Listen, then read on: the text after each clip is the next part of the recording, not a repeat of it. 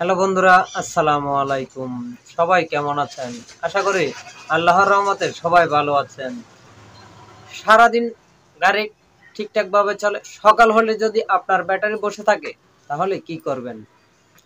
সারাদিন প্রতি ছেলে ছেলে গাড়ি স্টার্ট, সারাদিন ব্যাটারির কোনো সমস্যা নাই। রাত্রে লাইট দিলে আপনার লাইটের আলো কমে যায়, আর সকাল হলে ব্যাটারি বসে যায়। কেন বা কি কারণে?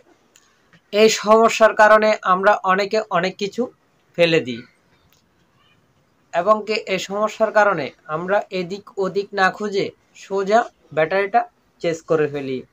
না হয় অনেকে সেল খুলে ফেলি, অনেকে সেল আলমিচার চেঞ্জ করে ফেলি, অনেকে সিরিজ আউট কয়েল চেঞ্জ করে ফেলি, এই ধরনের অনেক কিছু ফেলে দিই। তো বন্ধুরা, আজকের এই ভিডিওটা সম্পূর্ণ দেখতে থাকুন, তাহলে আপনার সকালে ব্যাটারি বসার কারণে আপনার গাড়ির সেলও খোলা লাগবে না, আপনার গাড়ির ব্যাটারি পালানো লাগবে না, আপনার সিডি আউট কলও পালানো লাগবে না। সর্বপ্রথম ফার্স্ট, আপনার যদি ওই রকম ব্যারাম থাকে, সকাল হলে যদি সেলটা দুর্বল করে বা ব্যাটারি বসা থাকে, ব্যাটারি বসা থাকলে তো অবশ্যই সেলটা দুর্বল করবে। যদি সেলের সমস্যা না হয় তাহলে ঠেলে স্টার্ট করার পরে প্রতি মারা আপনার সেলটা ঠিকভাবে ঘুরবে। এটা হচ্ছে আপনার ব্যাটারির সমস্যা।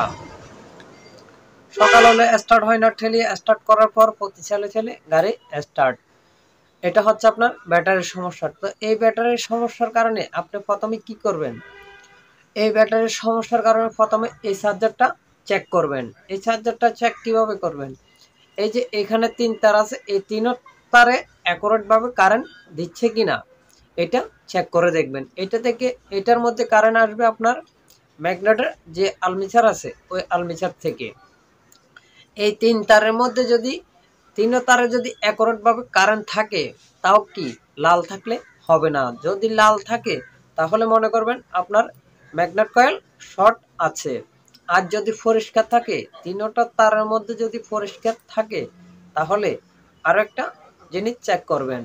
এই লাল কর্ডের মধ্যে কারেন্ট কিরকম দিচ্ছে একটু চেক করে দেখবেন, কারণ অনেক সময় এই কর্ডের মধ্যে কারেন্ট থাকা সত্ত্বেও এই কর্ডের মধ্যে কারেন্ট থাকে না। এই লাল কর্ডের মধ্যে যদি কারেন্ট না থাকে তাহলে মনে করবেন আপনার এই চার্জারের সমস্যা। তো এই এই এটার মধ্যেও কারেন্ট আছে, এটার মধ্যেও কারেন্ট আছে। চার্জারের দোনো কর্ডে যদি কারেন্ট থাকে তাহলে মনে করবেন আপনার চার্জারটা ভালো আছে। তাহলে এই ক্ষেত্রে কি চেক করবেন?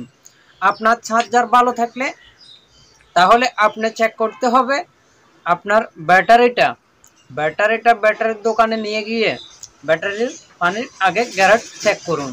ব্যাটারির যদি কোনো সমস্যা হয়ে থাকে তাহলে ব্যাটারি চেক করার পর আপনাকে বলে দিবে আপনার ব্যাটারির এই সমস্যা হয়েছে, তারপর গিয়ে আপনি ব্যাটারি চেঞ্জ করুন।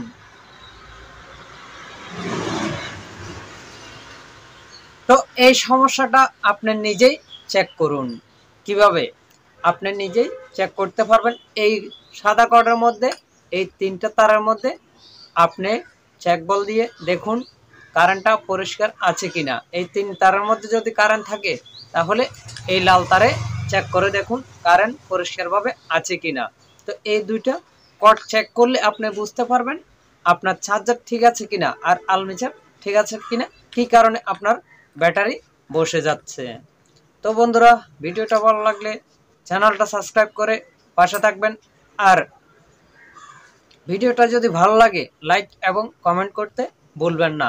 আপনারা যদি কমেন্ট করেন তাহলে আমাদের ভিডিও বানাতে আরও সহজ হবে, আর আপনাদেরকে বোঝানোর ক্ষেত্রে আরও সহজ হবে। আপনারা কি জানতে চান এগুলো জানাতে আমাদের আরও সহজ হবে। আশা করি আপনারা কমেন্টে আমাকে জানাবেন। ধন্যবাদ।